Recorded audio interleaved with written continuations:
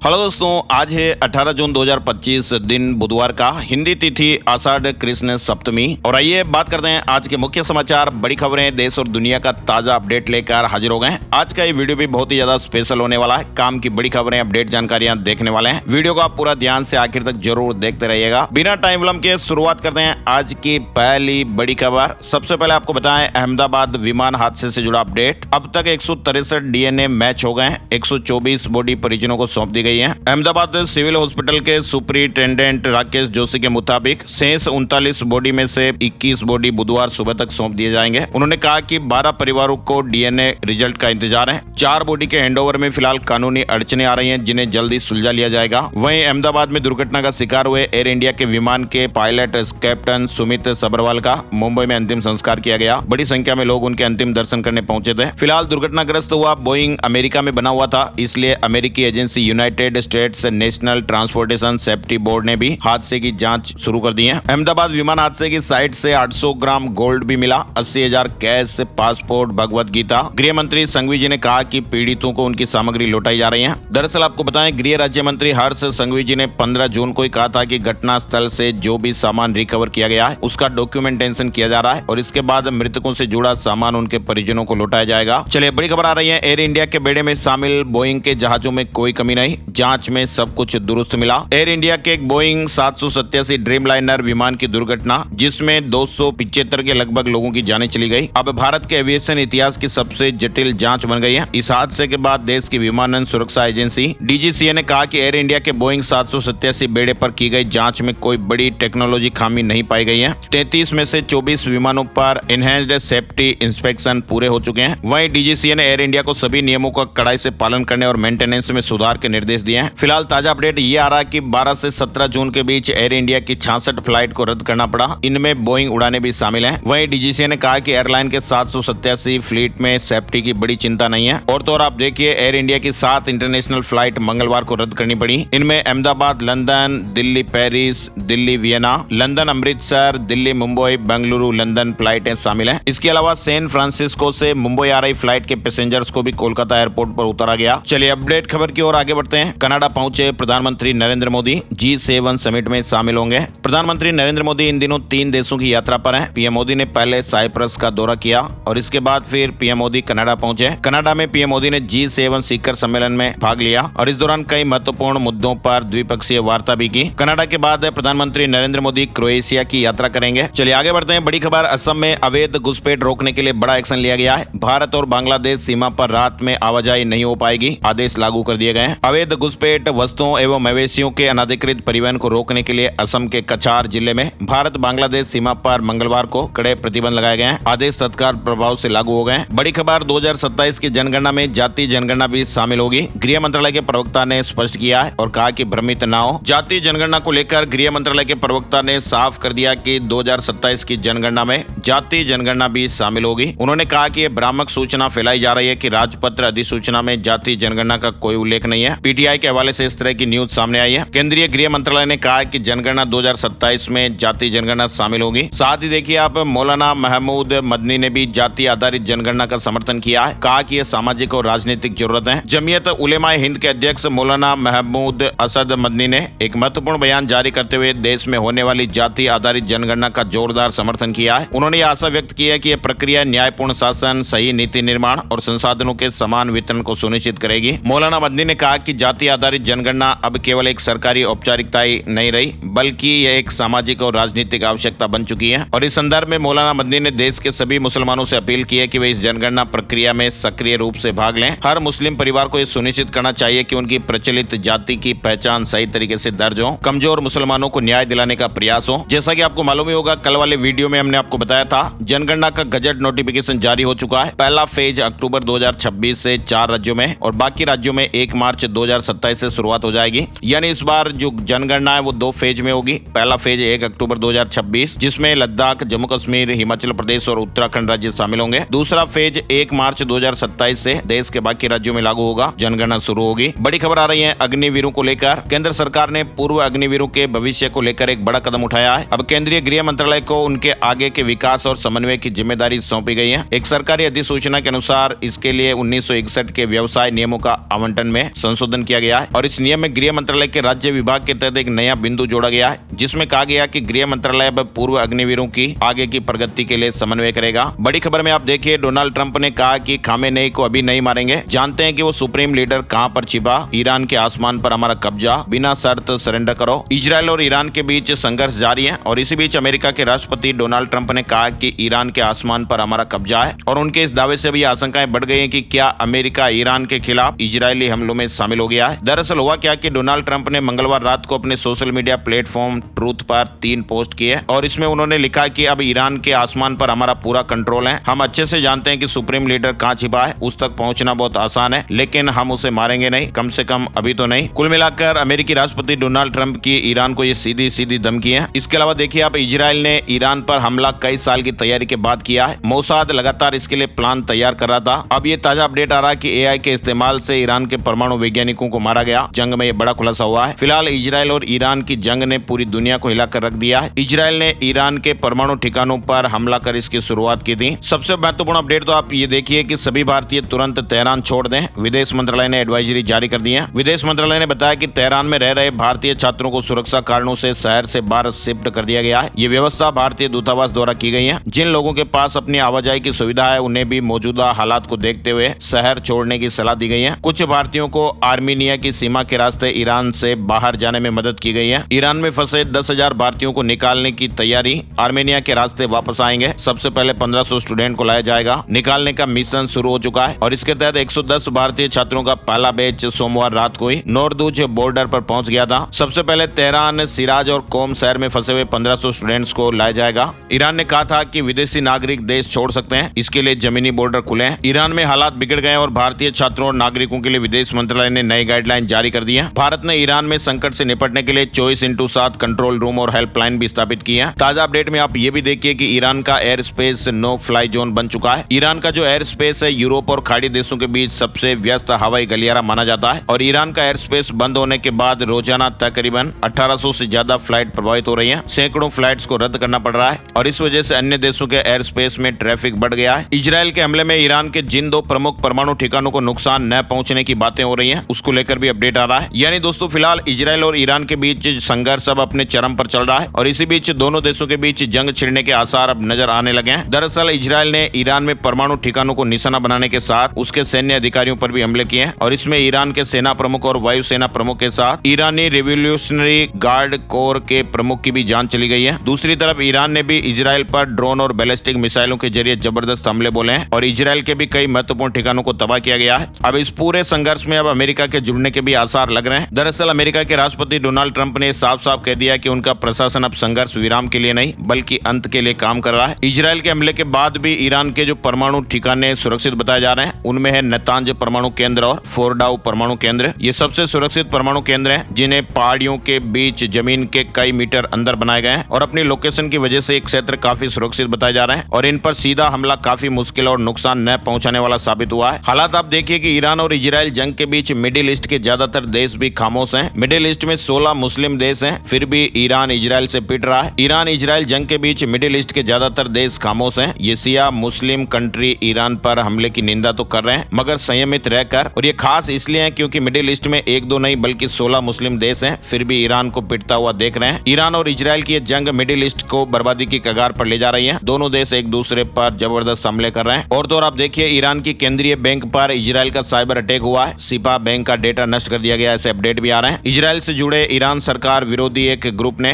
मंगलवार को एक पोस्ट में दावा किया कि उसने ईरान के सरकारी बैंक सिपा के रिकॉर्ड को हैक करके उसका डेटा नष्ट कर दिया गया है। ग्रुप ने ये कहा कि यह बैंक ईरानी सेना को मदद कर रहा है। साथ ही एक और अपडेट खबर आ रही है, ईरान के पास 20,000 मिसाइल, इजरायल रोक नहीं पाएगा। ईरानी नेता ने कहा कि 100 दिन हमले के लिए हम तैयार हैं। इजरायल और अमेरिका दोनों के पास इतना बड़ा डिफेंस सिस्टम नहीं है कि इन्हें रोक पाए। ईरान के director of diplomatic house Hamid रेजा पूरे यकीन से ये कह रहे हैं कि अगर इजरायल ईरान से लड़ना चाहता है तो इसकी कीमत भी चुकाने के लिए तैयार है। इजरायल और ईरान के बीच 13 जून से लगातार जंग के हालात बने हुए हैं और इजरायल ने पहले ही दिन ईरान में कार का इंतजाम करके ड्रोन हमले किए। ईरान ने कहा कि हम युद्ध नहीं चाहते हैं, इसका ये मतलब नहीं है कि हम बैठे रहेंगे, हमें अपनी रक्षा करनी आती है और युद्ध का दायरा इजरायल की वजह से बढ़ता जा रहा है। वहीं ईरान ने 15 जून को ये कहा था कि ये युद्ध इजरायल के खिलाफ है, किसी और के खिलाफ नहीं है। अगर अमेरिका इस युद्ध में शामिल होगा तो हम उसे भी करारा जवाब देंगे। चलिए आगे बढ़ते हैं। बड़ी खबर, शिलोंग शिलोंग पुलिस मंगलवार सुबह राजा रघुवंशी मामले में आरोपियों को लेकर सोहरा पहुंची। सोहरा के वेई साउडोंग फॉल्स पर क्राइम सीन रिक्रिएट किया गया। सोनम ने राजा पर हमला करने का इशारा किया था और इशारा मिलते ही विशाल उर्फ विक्की ने दोनों हाथों से वार कर दिया। राजा के सिर से ब्लड बहने लगा। घटना के वक्त सोनम सामने थी, राजा उसके पीछे था।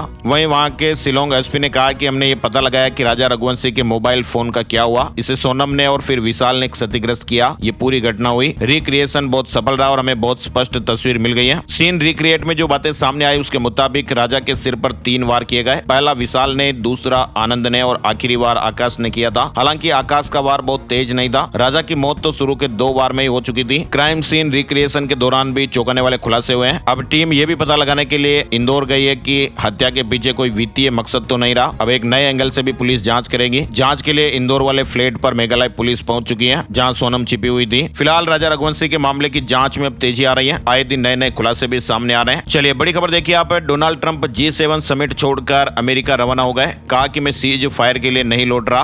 बात उससे कहीं बड़ी है। G7 देशों का इजराइल को समर्थन। कनाडा के अल्बर्टा राज्य के अंदर चल रही G7 समिट में इजराइल और ईरान तनाव का असर भी दिखाई दिया। समिट के पहले दिन G7 देशों ने इजराइल का समर्थन किया। मंगलवार सुबह साझा बयान में कहा गया कि इजराइल को अपनी आत्मरक्षा करने का अधिकार है। ईरान के पास कभी भी परमाणु हथियार नहीं होना चाहिए। उधर आपको बताएं, अमेरिका के राष्ट्रपति डोनाल्ड ट्रंप समिट को बीच में छोड़कर अमेरिका रवाना हो गए। व्हाइट हाउस ने बताया कि मिडिल ईस्ट में तनाव के चलते डोनाल्ड ट्रंप ने फैसला लिया। वहीं इससे पहले डोनाल्ड ट्रंप ने सोशल मीडिया पर भी लिखा था, ईरान को परमाणु समझौते पर हस्ताक्षर करने चाहिए। ईरान न्यूक्लियर हथियार नहीं रख सकता है। मैंने ये बार बार कहा है और सभी को तुरंत तेहरान खाली कर देना चाहिए। बड़ी खबर देखिए, पंजाब, उत्तर प्रदेश और राजस्थान समेत 6 राज्यों में ईडी की रेड हुई है। ड्रग्स नेटवर्क को लेकर 15 स्थानों पर छापेमारी हुई। कई दवा कंपनियां जांच के दायरे में आ गई हैं। प्रवर्तन निदेशालय यानी ईडी ने मंगलवार को पंजाब, हिमाचल प्रदेश, उत्तर प्रदेश, उत्तराखंड, राजस्थान और महाराष्ट्र में 15 से ज्यादा जगहों पर रेड की। साथ ही बड़ी खबर आ रही है, अन्याय के खिलाफ झुकेंगे नहीं। केस कांड में जस्टिस वर्मा ने तत्कालीन सीजेआई को लेटर में क्या क्या लिखा, जानकारी सामने आई है। कथित केस कांड में जस्टिस यशवंत वर्मा द्वारा तत्कालीन सीजेआई संजीव खन्ना को लिखे गए जवाबी पत्र के कुछ अंश सामने आए हैं। सूत्रों के मुताबिक जस्टिस वर्मा ने अपने जवाब में कहा कि वे अन्याय के खिलाफ नहीं झुकेंगे। आरोपों को नकारते हुए उन्होंने साजिश की और इशारा किया।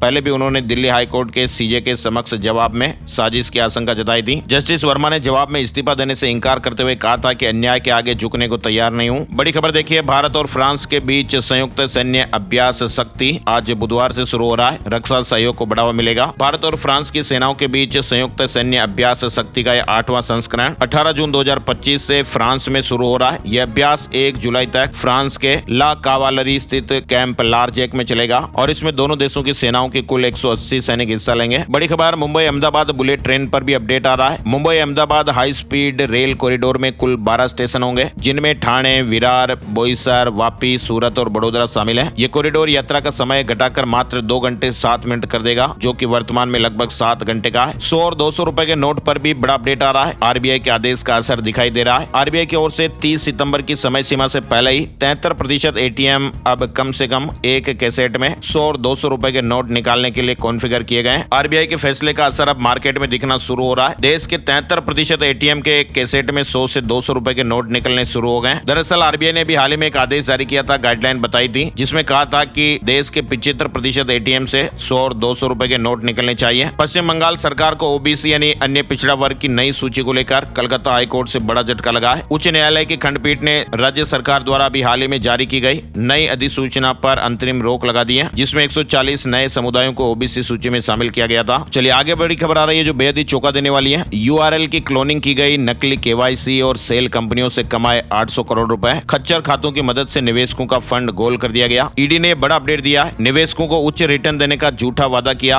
वेबसाइट का यूआरएल भी छिपाया गया, यानी कि यूआरएल क्लोनिंग का सहारा लिया और इसके बाद फिर नकली केवाईसी का खेल किया गया। धन को घुमाने के लिए सेल कंपनियां खोली गई और खच्चर खातों की मदद से निवेशकों के फंड को गोल कर दिया गया। जब भी कोई निवेशक पहुंचता तो उन्हें कहा जाता था कि उनका फंड अच्छी जगह पर लगा हुआ है, बड़ा रिटर्न मिलेगा। दरअसल इस तरह की बातें मुंबई जोनल कार्यालय प्रवर्तन निदेशालय ईडी ने इस मामले का खुलासा किया। आपको बताएं, पिछले सप्ताह जांच एजेंसी ने मुंबई, दिल्ली, चेन्नई और गुड़गांव में 7 स्थानों पर धन शोधन निवारण अधिनियम यानी पीएमएलए 2002 के तहत छापेमारियां की थी और तलाशी की कार्रवाई के दौरान विभिन्न जगहों से आपत्तिजनक दस्तावेज, डिजिटल डिवाइस भी बरामद किए गए, उन्हें जब्त किया गया है और जो फर्जी वेबसाइट वेबसाइट है उन पर भी जांच हो रही है। गूगल ने भारत में रिलीज किया सेफ्टी चार्टर, ऑनलाइन फ्रॉड और स्कैम से निपटना इसका मकसद है। गूगल ने भारत में सेफ्टी चार्टर लॉन्च किया जो AI बेस्ड फ्रॉड डिटेक्शन और स्कैम से लड़ेगा। भारत में UPI फ्रॉड 85% बढ़ गए। उत्तर प्रदेश में इन्वेस्टमेंट को लेकर नियम बदल गया है, फर्जीवाड़ों को रोकने के लिए नई व्यवस्था। यूपी में निवेश को बढ़ावा देने के लिए सरकार ने ये नई पहल की है। अब कंपनियों को निवेश के आवेदन के साथ पैन कार्ड की जानकारी भी देनी होगी। साथ ही रेल यात्रियों के लिए भी बड़ी अपडेट खबर आप देख सकते हैं। तत्काल के बाद अब सामान्य टिकट बुकिंग के नियमों में भी बदलाव। रेलवे ने नई व्यवस्था लागू की है। रेलवे ने सामान्य कोटे से बुक होने वाले टिकटों में वेटिंग लिस्ट को सीमित कर दिया है। अब स्लीपर से AC तक सभी श्रेणियों में केवल 25% अधिक वेटिंग लिस्ट टिकट जारी होंगे। ट्रेन के चलने वाले स्टेशन से लेकर बीच के स्टेशन पर भी ये व्यवस्थाएं लागू हो गई हैं। जिस स्टेशन पर जिस ट्रेन का जितना सामान्य कोटा है उससे 25% अधिक ही वेटिंग लिस्ट टिकट जारी होंगे। 25% अधिक वेटिंग लिस्ट जारी होते ही 9 रूम हो जाएगा। बड़ी खबर आ रही है, सेबी ने BSE NSE की वीकली एक्सपायरी बदली। अब NSE पर एक्सपायरी मंगलवार को होगी, BSE को गुरुवार का दिन मिला है। यानी सेबी ने BSE और NSE के सभी F&O कॉन्ट्रैक्ट की वीकली एक्सपायरी में बदलाव का ऐलान कर दिया है। अब BSE पर एक्सपायरी गुरुवार को और NSE पर एक्सपायरी मंगलवार को होगी। इसके अलावा सेबी ने सभी डेरिवेटिव्स एक्सपायरी के लिए भी एक ही दिन तय किया है। शेयर मार्केट न्यूज अपडेट में आपको बताएं, सेंसेक्स 213 अंक गिरकर 81,583 के स्तर पर बंद हुआ है। निफ्टी में 93 अंकों की गिरावट रही और ये 24,853 के स्तर पर बंद हुआ। व्हाट्सएप में अब स्टेटस के साथ विज्ञापन दिखेंगे। अपडेट टैब में नया फीचर आएगा, कंटेंट क्रिएटर्स को इसमें फायदा मिलेगा। इस तरह का फीचर जल्दी आपको मिलने वाला है। साथ ही आप देखिए अब दवाइयों पर भी टैरिफ लगाएंगे डोनाल्ड ट्रंप। अमेरिकी राष्ट्रपति डोनाल्ड ट्रंप के दवाइयों पर टैरिफ लगाने वाले बयान के कारण ही मंगलवार को यानी 17 जून को भारत के फार्मा कंपनियों के शेयर 4% तक गिर गए। डोनाल्ड ट्रंप ने कहा कि वे जल्द ही दवाइयों के आयात पर भारी भरकम टैरिफ लगाने जा रहे हैं। अमरनाथ यात्रा मार्ग पर 1 जुलाई से ड्रोन नहीं उड़ेंगे। सरकार ने नो फ्लाई जोन घोषित कर दिया है। सुरक्षा व्यवस्था बेहतर करने के लिए फैसला लिया गया। अमरनाथ यात्रा के लिए सुरक्षा व्यवस्थाओं को पुख्ता बनाने के लिए जम्मू कश्मीर सरकार ने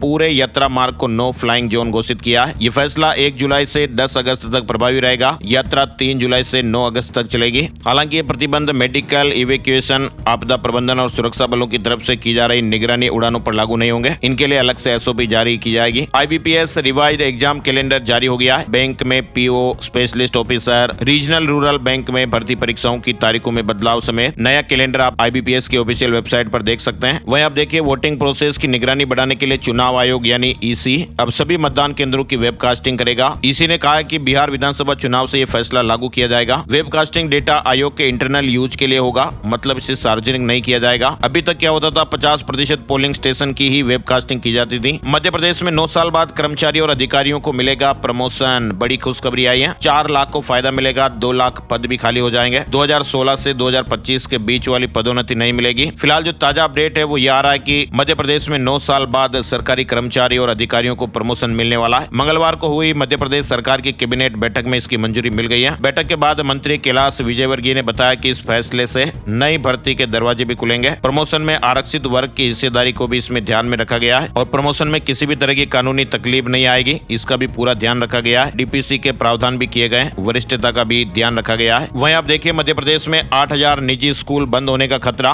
RT नीतियों पर गंभीर सवाल उठे। स्कूल संचालक और बच्चों ने प्रदर्शन भी किया। मध्य प्रदेश में निजी शिक्षा व्यवस्था पर संकट मंडरा रहा है और इसके लिए सीधे तौर पर राज्य शिक्षा केंद्र की नीतियां जिम्मेदार हैं। मुख्य मांगे यह कि सभी निजी स्कूलों को समान अवसर और न्याय मिले। RTE की सीटें पुनः बहाल की जाए, लंबित RTE भुगतान तत्काल दिए जाएं और स्कूलों को बंद करने की कार्यवाही रोकी जाए। प्रदेश के लगभग 8,000 प्राइवेट स्कूलों का अस्तित्व खतरे में है और इसी को लेकर स्कूल संचालक, शिक्षक, पेरेंट्स और छात्र एकजुट होकर भोपाल आए और राज्य शिक्षा केंद्र के सामने प्रदर्शन किया। मध्य प्रदेश निवासी होने के लिए प्रूफ के लिए समग्र ID जरूरी, इसके बिना नहीं बनेगी प्रॉपर्टी ID। निगम में संपत्तियों की खरीद बिक्री के लिए नया नियम। बुरहानपुर नगर निगम आयुक्त के मुताबिक नगर निगम में प्रॉपर्टी ID बनवाने के लिए समग्र ID की KYC अनिवार्य होगी। संपत्तियों की खरीद बिक्री के लिए भी समग्र ID आवश्यक है। साथ ही आप देखिए बच्चे को कोर्ट में पेश न करने पर कार्रवाई। महाराष्ट्र DGP को आदेश, पिता को भगोड़ा घोषित कर संपत्ति कुर्क करें। लखनऊ हाईकोर्ट ने महाराष्ट्र के पुलिस महानिदेशक को महत्वपूर्ण निर्देश दिए। कोर्ट ने कहा कि वह BANSS के प्रावधानों के तहत एक पिता को भगोड़ा घोषित करें और साथ ही उसकी संपत्ति कुर्क करने की कार्यवाही करें। दरअसल ये मामला एक मां द्वारा दायर बंदी प्रत्यक्षीकरण याचिका से जुड़ा हुआ है। पिता अपने 2.5 साल के बेटे को कोर्ट के आदेश के बावजूद भी अदालत में पेश नहीं कर रहे हैं और इसलिए एकल पीठ ने आदेश दिया है। साथ ही उत्तर प्रदेश से एक बड़ी खबर आ रही है। जौनपुर में एक युवक ने अपनी पत्नी की शादी उसके प्रेमी से कराई। प्रेमी को मंदिर में बुलाया, घर वालों के सामने उससे मांग भरवाई गई। शादी के बाद प्रेमी उसकी पत्नी को लेकर चला गया। पति ने कहा कि जहाँ भी रहो खुश खुश रहो, मैं नई जिंदगी शुरू करूंगा। दरअसल ये लड़की फोन पर किसी से बातचीत करती थी और पूछने पर वो बताती नहीं थी और हमेशा पति पत्नी में झगड़े होते थे। तो आखिर पति ने निर्णय लिया और उसको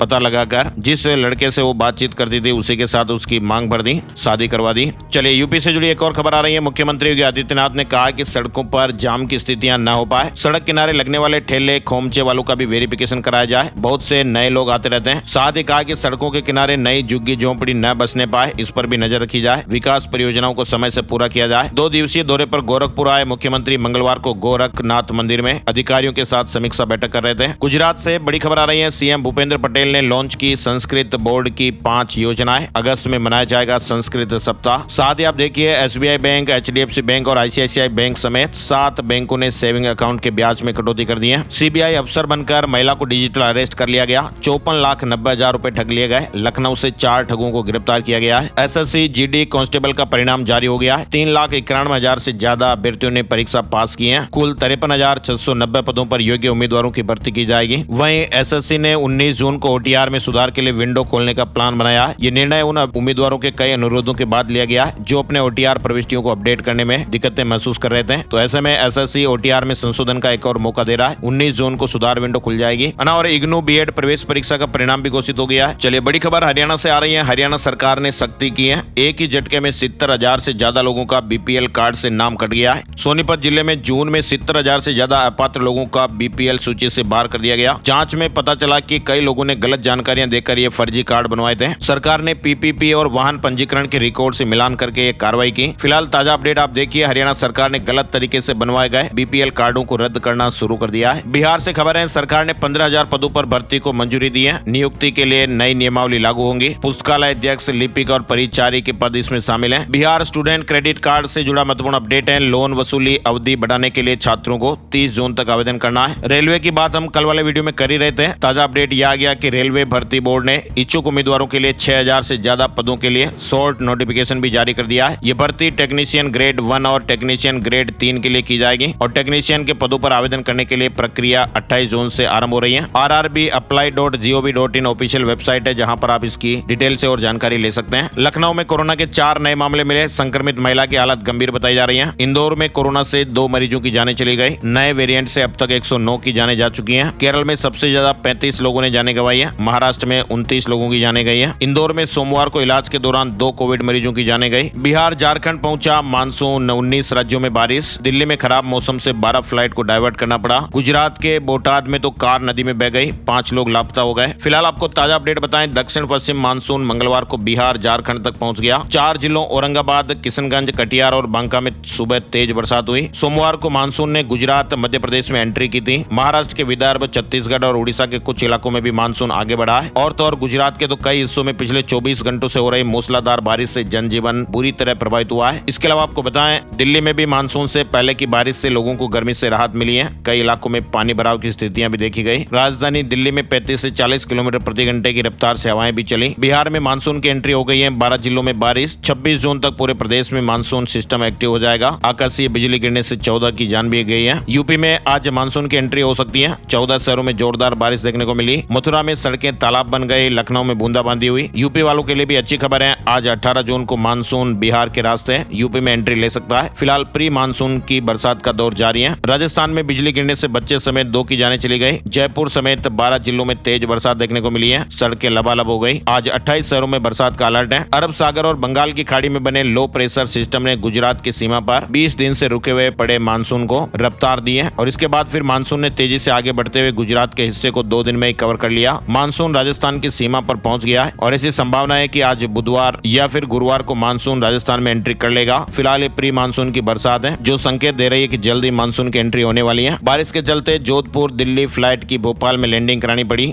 इंदौर समेत 15 जिलों में मानसून पहुंच चुका है। झारखंड में भी मानसून ने दस्तक दे दी है। कई जिलों में बारिश हुई। 20 जून तक भारी से भारी बारिश का कई जिलों में अलर्ट रहेगा। हरियाणा में 14 जिलों में बारिश हुई। 2 में बिजली गिरी। इन्वर्टर, फ्रिज और एसी तक जल गए। कई जगहों पर दुकानों और घरों में पानी घुस गया। कुल मिलाकर अब किसान भाइयों के लिए मानसून से जुड़े राहत के अपडेट है। वहीं अब बड़ी खबर आप देखिए। Maruti Suzuki grand Vitara CNG launch हो गई है। बजाज चेतक 3001 भी लॉन्च हो गया है। इलेक्ट्रिक स्कूटर फुल चार्ज में 127 किलोमीटर चलेगा। शुरुआती कीमत 99,990 बताई जा रही है। बजाज ऑटो ने अपनी आइकॉनिक चेतक रेंज में यह नया electric scooter Bajaj Chetak 3001 launch कर दिया है। चलिए अगली बड़ी खबर देखिए राजस्थान से। राजस्थान कर्मचारी चयन बोर्ड ने ग्राम विकास अधिकारी यानी वीडीओ के 850 पदों पर भर्ती निकाल दी है। अभ्यर्थी बोर्ड की ऑफिशियल वेबसाइट पर 19 जून से 18 जुलाई तक ऑनलाइन आवेदन कर सकते हैं। सीईटी पास होना अनिवार्य है। राजस्थान में एक्सरे के लिए फ्री कूपन देगी सरकार। प्राइवेट सेंटर पर निःशुल्क एक्सरे करा पाएंगे, विचार चल रहा है। इसके अलावा राजस्थान से जुड़ा अपडेट देखिए। कमाई से 273% ज्यादा property. Rajasthan anti corruption bureau यानी एसीबी ने ऑपरेशन MM मनी मीटिंग के तहत मंगलवार को बड़ी कार्रवाई की। एसीबी ने जयपुर नगर निगम में तैनात एक कार्यपालक अधिकारी की संपत्तियों पर छापेमारी की है। कमाई से 273% अधिक संपत्ति अर्जित की गई। कई लग्जरी फ्लैट्स और फार्म हाउस पाए गए। साथ ही राजस्थान में न्याय के कर्मचारियों ने मांगों को लेकर एक बार फिर अनिश्चितकालीन भूख हड़ताल पर जाने की चेतावनी दी है। जयपुर में प्रदेश न्याय कर्मचारी संघ की बैठक प्रदेशाध्यक्ष सुरेंद्र नारायण जोशी की अध्यक्षता में हुई। बैठक में निर्णय हुआ कि यदि राज्य सरकार जल्द ही न्याय कर्मचारियों के कैडर पुनर्गठन की प्रक्रिया शुरू नहीं करती है तो 14 जुलाई से जयपुर मुख्यालय पर अनिश्चितकालीन भूख हड़ताल शुरू की जाएगी। राजस्थान से जुड़ा एक और अपडेट आ रहा है। महात्मा गांधी स्कूल समेत प्रदेश के सभी अंग्रेजी माध्यम के सरकारी स्कूलों में एडमिशन के लिए लॉटरी जारी कर दी गई है और इसके साथ ही प्रदेश के करीब 4000 स्कूलों में एडमिशन की प्रक्रिया भी शुरू हो गई है। राजस्थान के जोधपुर में सेकंड हैंड कार और बाइक बाजार के लिए गाइडलाइन जारी हुई है। बेचने और खरीदने वाले के फोटो और पहचान पत्र लेना जरूरी होगा। सीसीटीवी भी लगाने होंगे। जोधपुर शहर में सेकंड हैंड वाहनों की खरीद फरोख्त करने वाले डीलर्स, एजेंटों और कबाड़ियों के लिए पुलिस आयुक्तालय ने एक आदेश जारी कर 5 महत्वपूर्ण बिंदुओं की पालना करने के निर्देश जारी किए हैं। वाहन और उसकी खरीद और बिक्री करने वाले व्यक्तियों की तमाम जानकारियां रखनी होगी। सीसीटीवी कैमरे भी लगवाने जरूरी हैं। छत्तीसगढ़ से खबर आ रही है। प्राचार्य प्रमोशन पर हाईकोर्ट का फैसला सुरक्षित। लगातार 5 दिनों तक सुनवाई चली। राज्य सरकार ने भी पक्ष रखा। याचिकाकर्ताओं की बहस पूरी हो गई है। यानी छत्तीसगढ़ में प्राचार्य पद पर पदोन्नति को लेकर दाखिल याचिकाओं पर बिलासपुर हाईकोर्ट ने फैसला